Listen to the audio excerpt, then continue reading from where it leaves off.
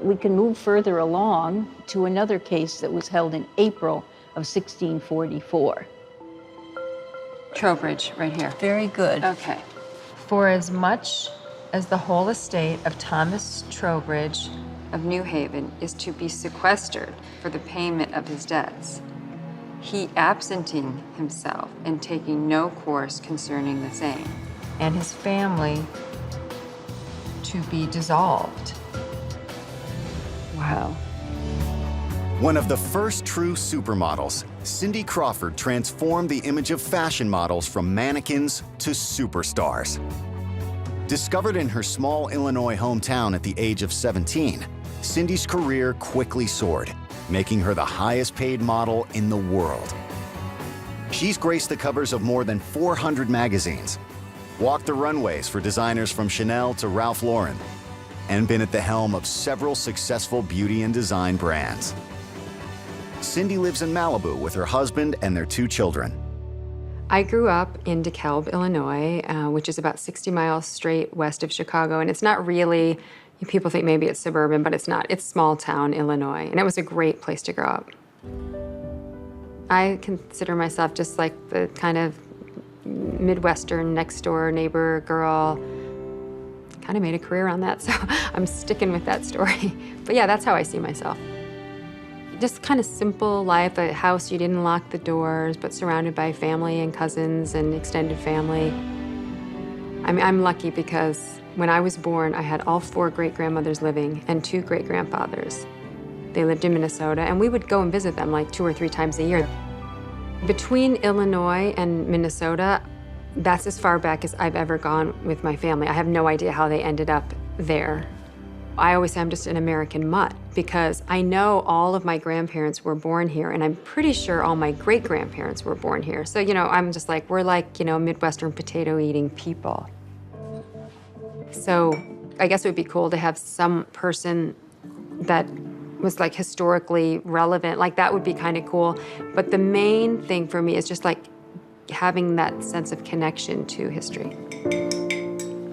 I'm excited about doing this for myself and also for my family.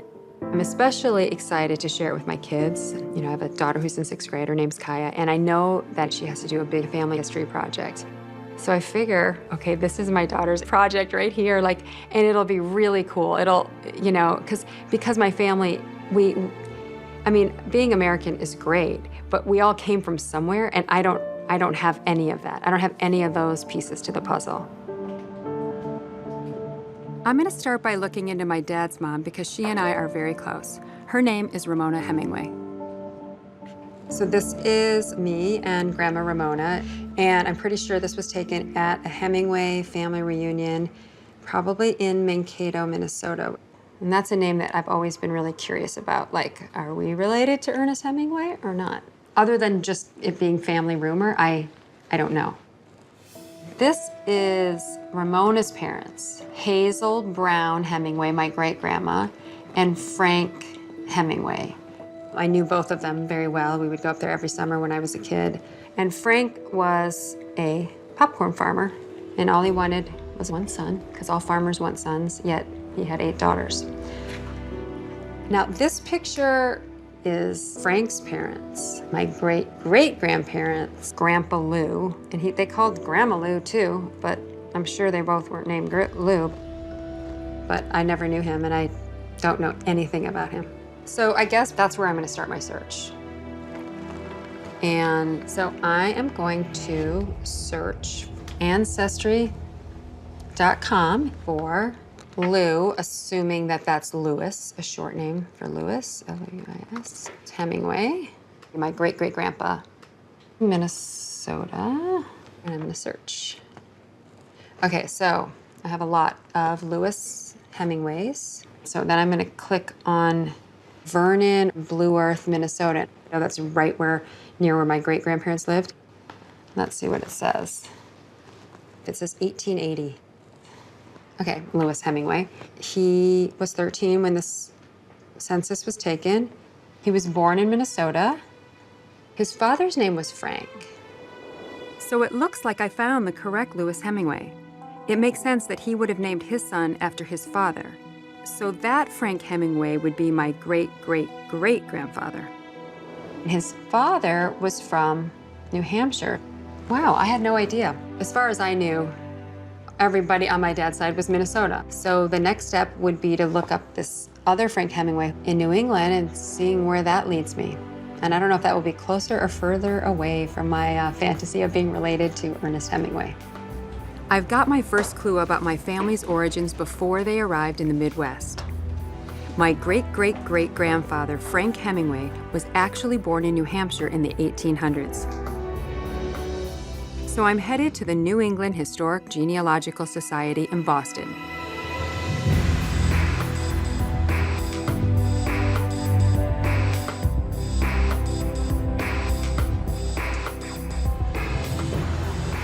I want to see how far back I can take my family tree, so I've asked genealogist Chris Child to do some research for me. I thought that this was a good place to start to try to figure out where Frank Hemingway came from, and is there any connection to Ernest Hemingway?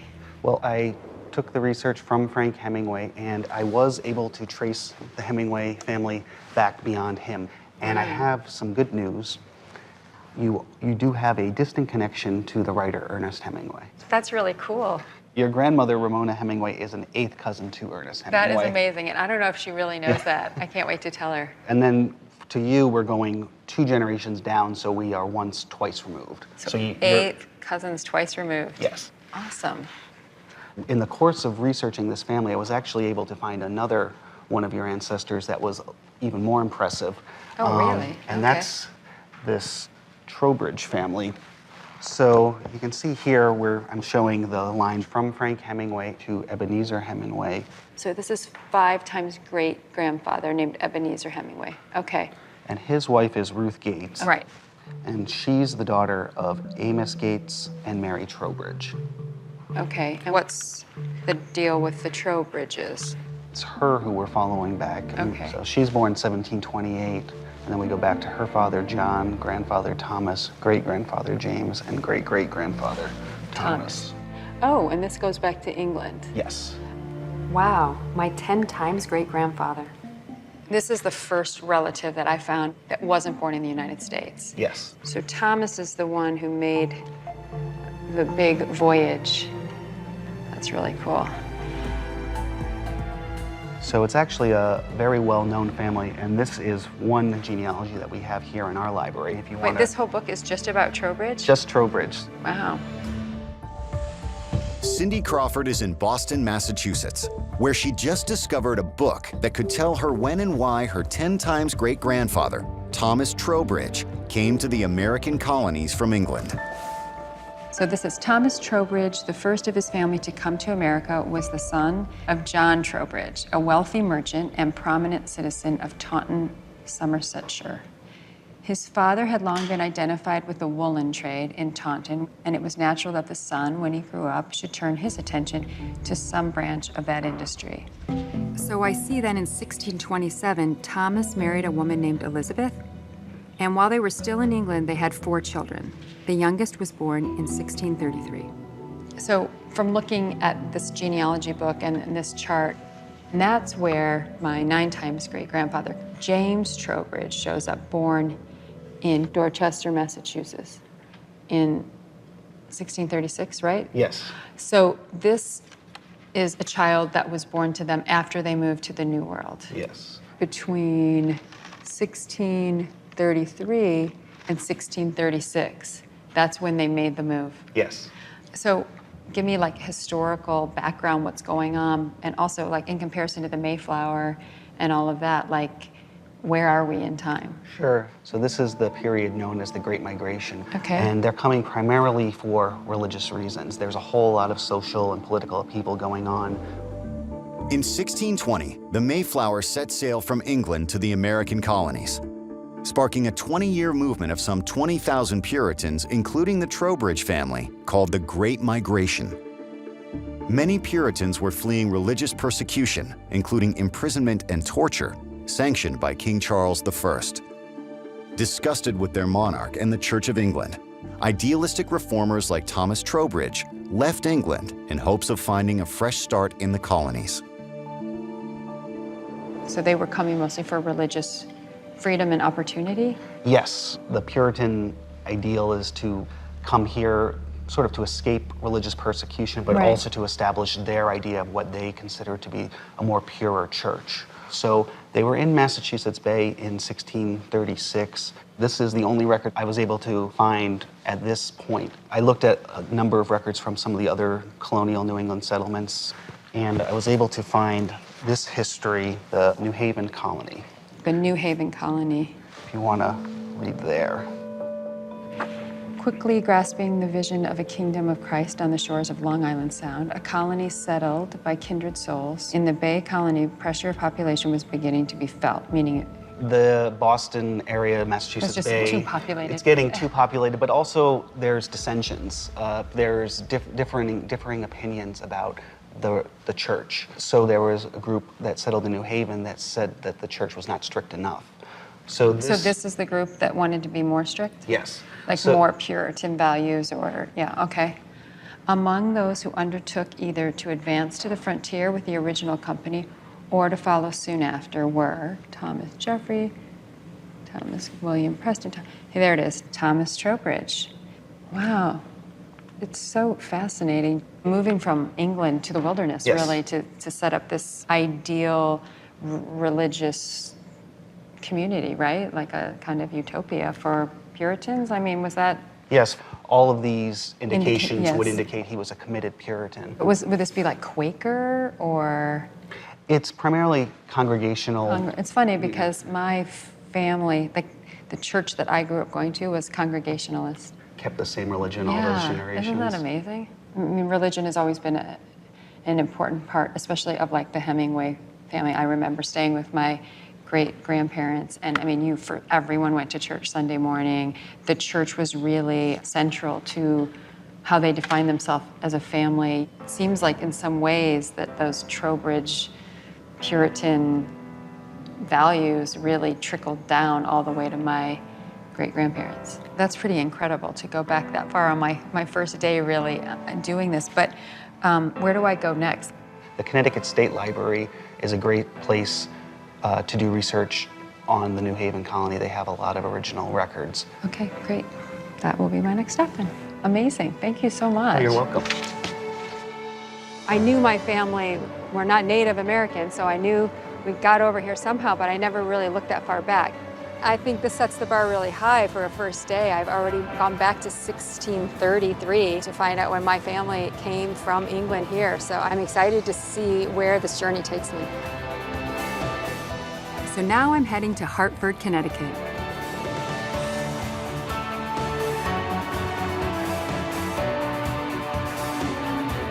I'm curious to know what happened to the Trowbridge family once they moved to the New Haven colony sometime after 1636. So I've asked historian Judy Schiff to pull any records she could find on the family. Well, I've had a chance to do some research in the records here, and there is a trail of information about Thomas Trowbridge in the New Haven colony. So what is this? This is a court document that has a specific date on it, so we can follow the progress of the Trowbridge family in New Haven. November 3rd of 1641. It says, "It is ordered that an attachment be sent forth to distrain the goods of Mr. Trowbridge, to pay the town's rates," which would be taxes, right? Mm-hmm. "And to fulfill the demands of those persons to whom he is indebted." So what does The this mean? 17th century. He owed people money? So it shows, first of all, that he hasn't been paying his taxes or certain bills. They're actually going to go into his estate and make these payments happen. There's some problem here because he's not paying his bills. That's right. We can move further along to another case that was held in April of 1644. Trowbridge, right here. Very good. Okay. For as much as the whole estate of Thomas Trowbridge of New Haven is to be sequestered for the payment of his debts, he absenting himself and taking no course concerning the same, and his family to be dissolved, Wow. Cindy Crawford is at the Connecticut State Library, where she has just learned that by 1644, her 10 times great-grandfather, Thomas Trowbridge, disappeared from his family in the New Haven colony. Sergeant Jeffrey and his wife being willing to take the children of the said Thomas Trowbridge, provided that in case their father shall come over, ooh, that's kind of a clue, right? That then he will refer himself to the court to judge and determine what is equal for him to have for the keeping of them. So the court took it upon themselves to place the children with like a foster family. Exactly. But what about his wife? Mysteriously, there's no record of Mrs. Trowbridge. Wow. So He lost she his has wife. she has Wow. already vanished from the record. Wow. So probably his wife died, even though we Yes. don't have a record of that. Possibly, yeah. And as far as you found in the New Haven documents, he never returned. No. We felt that it was pretty early on, probably, that Thomas Trowbridge leaves New Haven. Okay. And sure enough, we found a very interesting document. In this area, you'll see Thomas Trowbridge, Yeah, I see Trowbridge right here. right? And this is weddings. That's right. Thomas Trowbridge married Frances Shattuck. So this wedding actually took place in 1641. But where? The same area that he came from. So he left his children in New Haven and went back to Taunton to find a wife. Would it have been that difficult to find a wife in New Haven? Yes, because each of these households had come over together. And presumably, any of the single women, very often they were elderly, a grandmother or great-grandmother, or a servant of a certain category that would not maybe be suitable. So he went back to England, ditched his kids. And as far as we know, there's no records of him ever coming back. No. But there is records of the Trowbridge family staying in New Haven. So it seems that the children stayed. As far as we know, I think to find out more, you're going to have to go to some sources in England. Okay, that'll be my next stop then. When I first started looking at the documents today, and most of the time Thomas Trowbridge's name appeared, it was because he owed money. So at first I'm thinking like deadbeat dad or something like that. That didn't make me go, I really want to get to know this guy. Maybe there's something else going on. There must be a reason, good or bad, we don't know yet. But it doesn't really fit his pattern. He came to New Haven and he moved his whole family there. So that doesn't seem like a thing that someone would do if their intention was just to abandon them there. I'm sure losing his wife could have, some people go crazy when something like that happens. I don't know. All I know is that he did go back to England, and that's what I want to figure out. What happened from there? So now I'm off to Taunton, England, Thomas Trowbridge's hometown.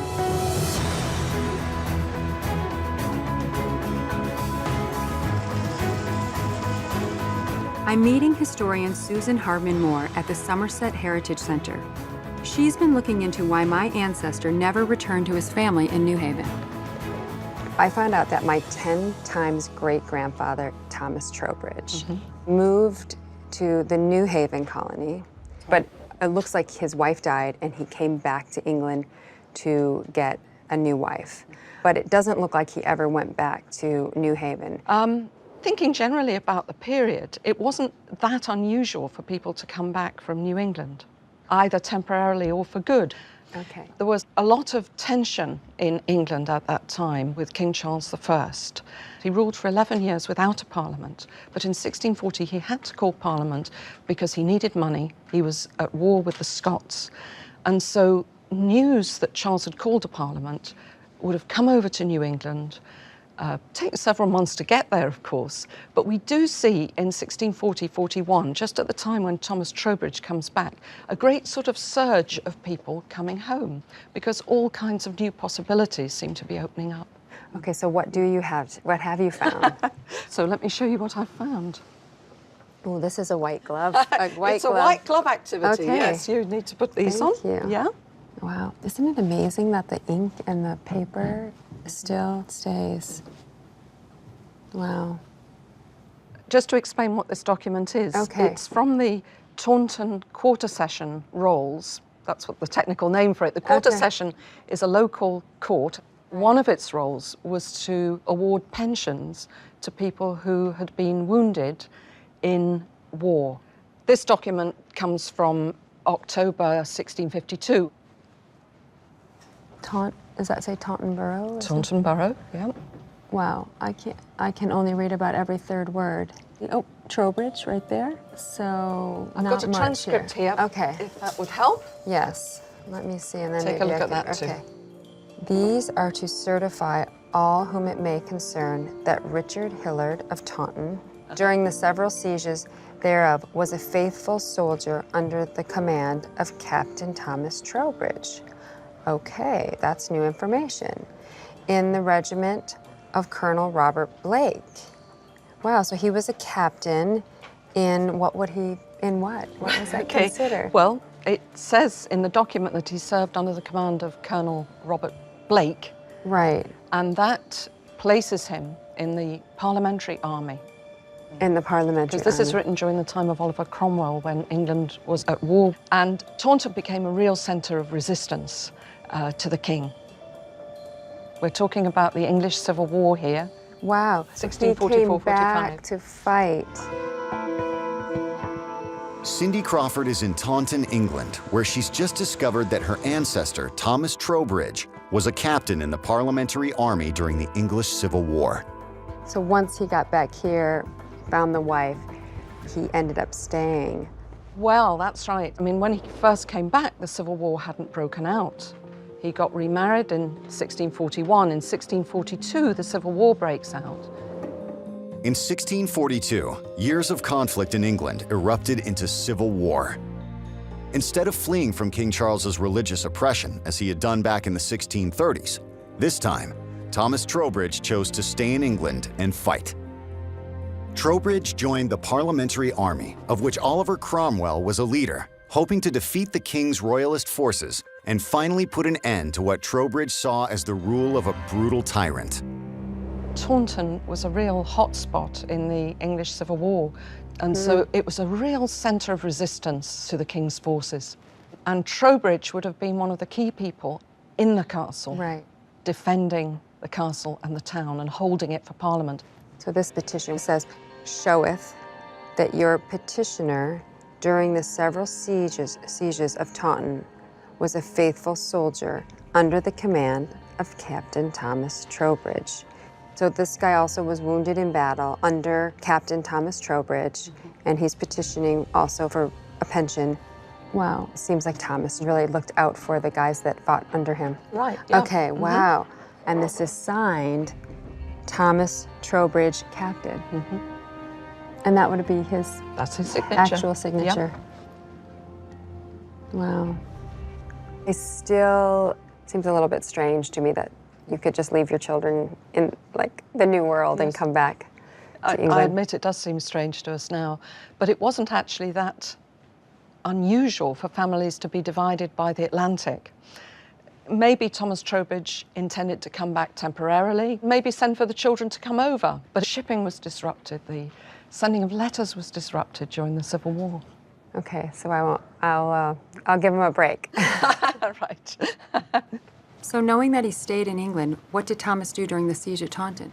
Well, I think it would be lovely for you to visit Taunton Castle and meet my fellow historian, Bernard Capp, who would be able to tell you all about the history of the battle that took place. So if you wanted to, you could go and take a look and actually see where Thomas Trowbridge fought. Absolutely, that sounds amazing. Well, thank you so much. Oh, my pleasure. Usually when I travel, I do try to take in some cultural experience. And here, I get to do that, but add in with a direct connection to me. To think that my 10 times great-grandfather was here in Taunton fighting during the English Civil War. It just humanizes history.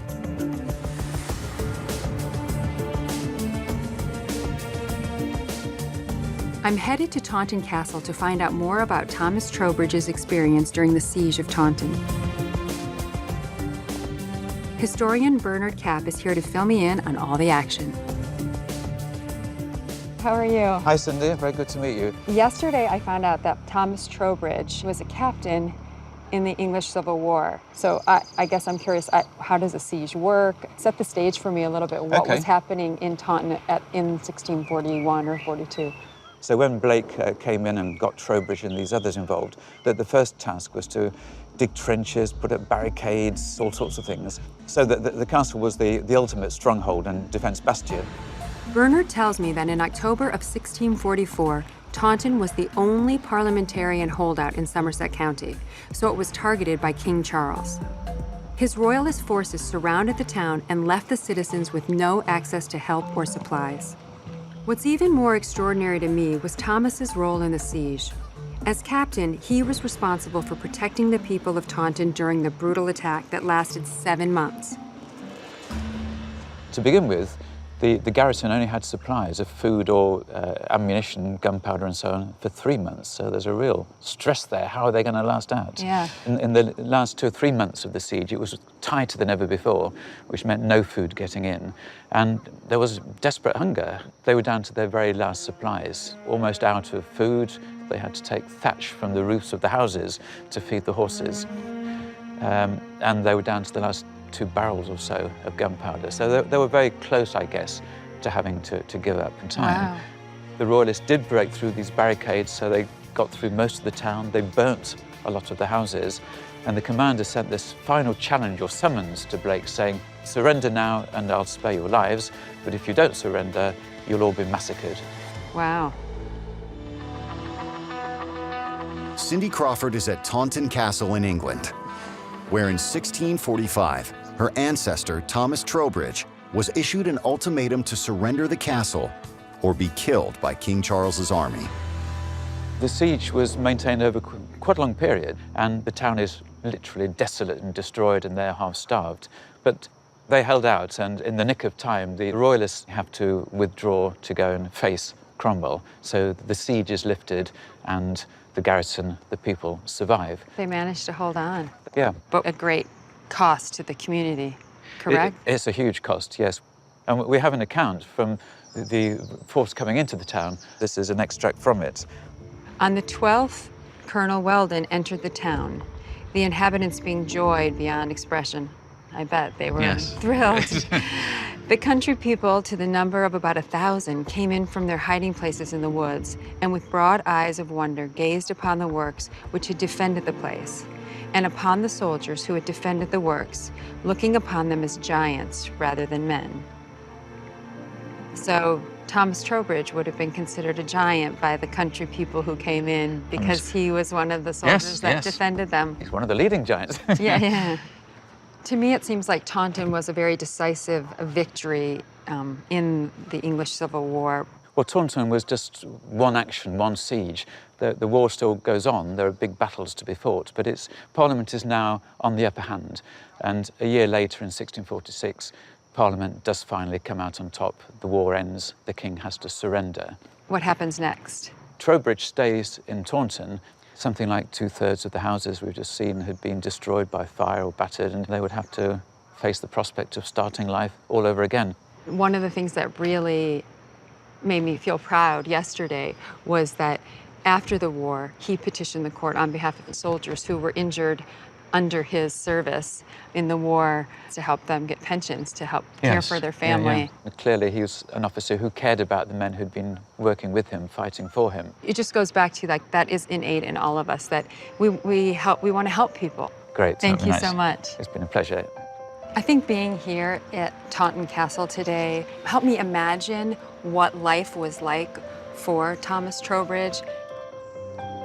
Things were hot and heavy here. It was not easy, and that he would have been in the thick of it. Thomas had already left his homeland to escape the oppression of King Charles, but when he had the opportunity to fight for his beliefs, he took it. It's an honor to be descended from such a brave and committed man.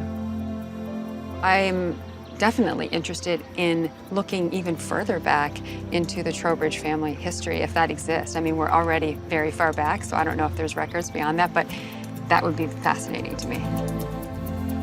It's incredible to follow my ancestry back to early 1600s England. But I want to see if I can go even further back, so I'm heading to London.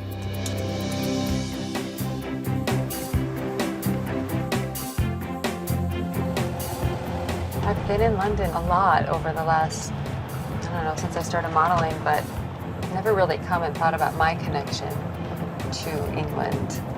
It makes me more curious in a way, and looking at every building and every landmark and thinking, how am I connected to that? I'm meeting with genealogist Charles Mosley, who's been working on tracing my family beyond Thomas Trowbridge. What did you bring for me? What I'm excited to see. What's in this scroll? Quite a bit. Let's try rolling it back and see where it takes us. But overall, over, shall we say, the next 10 generations, your ancestors are stepping up in the world, as you'll discover, by just tracing their steps. We have here Thomas Trowbridge, the one that we've mentioned, son of John Trowbridge. But John Trowbridge marries a member of the Prowse family, the gentry, definite gentry status people, and one of them, William de Mohun himself, the second, in the first half of the 12th century, is created Earl of Somerset. This is unbelievable. Charles has been able to trace my family tree back more than 12 centuries. It takes me from England to continental Europe, where I have distinguished ancestors that include counts, dukes, and even a king of Italy. Not bad for a girl from the Midwest. So from Thomas Trowbridge, 10 times great-grandfather, all the way up here to 28, 29, 30, 31, 32, 33, 34, 35, 36, 37, 38, And 39, then 40. we are getting back to something very august. Are you kidding me?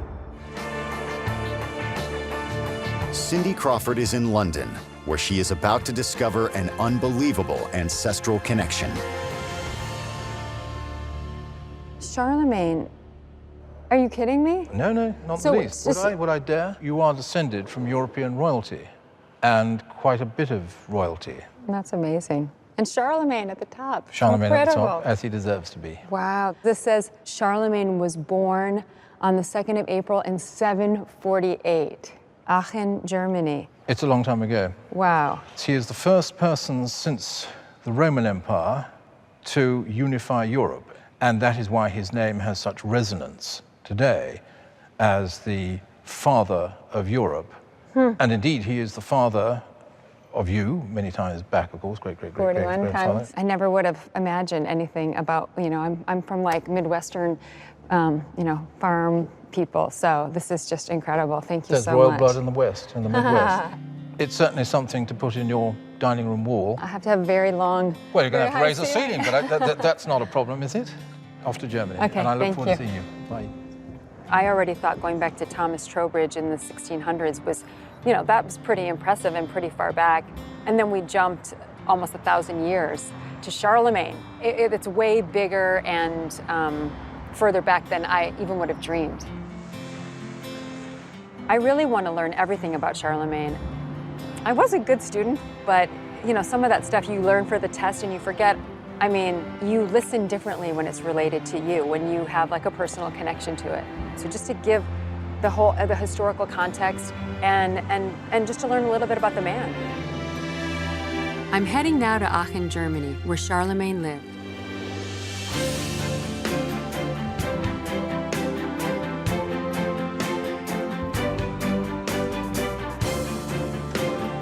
To learn more about Charlemagne's life and legacy, I'm meeting with Professor Rosamund McKitterick at Aachen Cathedral.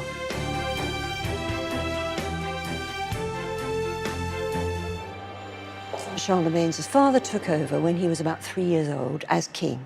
So this little boy of 3 was then brought up as a prince. As a prince, a king of what though? King of Francia, and it was what we would think of as France, Okay. roughly speaking. So Charlemagne then inherited from his father, and what he decided to do, he started to expand the kingdom. So he went across the Alps, he conquered the Lombard kingdom and became king of the Lombards.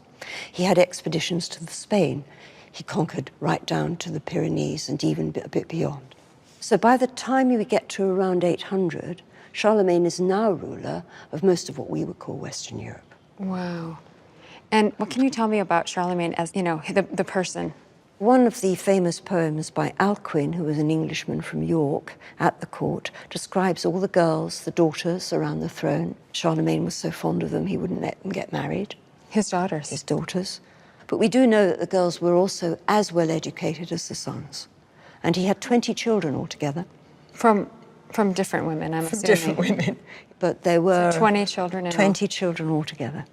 And in fact, we do know of one person who wrote about him in great detail, which was a man called Einhard. And Einhard was actually at Charlemagne's court. And after he died, he wrote a biography of him. But have a look at this, because that's a description of what your super-granddaddy looked like. Charles was large and strong. Charles, is that what they would have called him? Carolus Charles, yes. Huh. His height is well known to have been 7 times the length of his foot.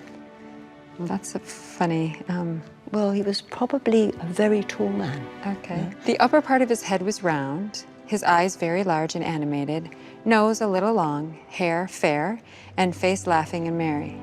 Thus his appearance was always stately and dignified.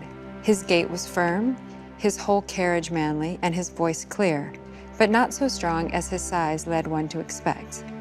His health was excellent, except during the 4 years preceding his death, when he was subject to frequent fevers. Even in those years, he consulted rather his own inclinations than the advice of physicians, who were almost hateful to him because they wanted him to give up roast, to which he was accustomed, and to eat boiled meat instead. So they already knew that then, that was healthier. You know what's amazing about this is how personal it is. Yeah. How, like, you feel like you're getting to know the man, not this historical figure. Yes. And what did people think about him? Were people happy to be kind of united under Charlemagne? That's the part that makes him so different. He's not just a conqueror. Mm-hmm. He's not just somebody who bullies people or rules them even effectively, which is all, if you're ruling by justice, that's good. But he's also promoting culture and learning really fantastically. And a wonderful way that we know that peace is being retained throughout this vast area is we know about a lot of the palaces, but they weren't fortified. So it must have been peaceful. You haven't got great big fortresses set up everywhere. You have beautiful palaces. People come to them, assemblies are held. You can travel throughout the kingdom. So there's a great deal of effort to try and rule things, to control things, to make sure that the king is in touch. I mean, this space is so magnificent and beautiful. What is the relevance of being here for Charlemagne? This is his palace chapel. It's the place he wanted to express his commitment and achievement and his aims as a Christian ruler. Wow. It dates probably from around 796, with the marble, the arches, the glorious mosaics. You have to imagine that this is somewhere he was coming every day. He would come to Mass. And for the last part of his life, he lived here more or less all the time. I feel like, I have a more understanding about his legacy in terms of, the world, but instead of it just being a name, Charlemagne, that I have a connection to, I feel now that there's a connection to a person who was Charlemagne. So thank you very much. It's been a great pleasure, Cindy. Thank you.